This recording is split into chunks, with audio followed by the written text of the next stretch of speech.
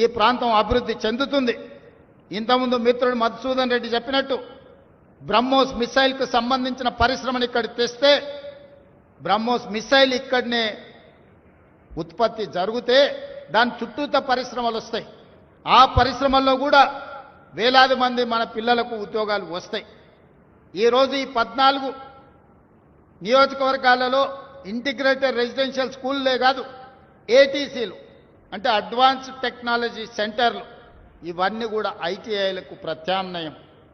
సాంకేతిక నైపుణ్యం పెంచి ఈరోజు స్కిల్ వర్కర్స్ని తయారు చేసి మిడిల్ ఈస్ట్ కంట్రీలకే కాదు, సింగపూర్, జపాన్ లాంటి దేశాలకు ఈరోజు సాంకేతిక నైపుణ్యం ఉన్న యువకులు అవసరం ఉన్నది.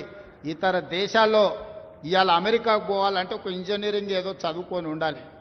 కానీ ఇవాళ సింగపూర్, సౌత్ కొరియా, జపాన్ లాంటి దేశాలలో మంచి మంచి ఉద్యోగాలు రావాలంటే చదువు తక్కువ సాంకేతిక నైపుణ్యం ఉంటే ఉద్యోగ ఉపాధి అవకాశాలు ఉన్నాయి.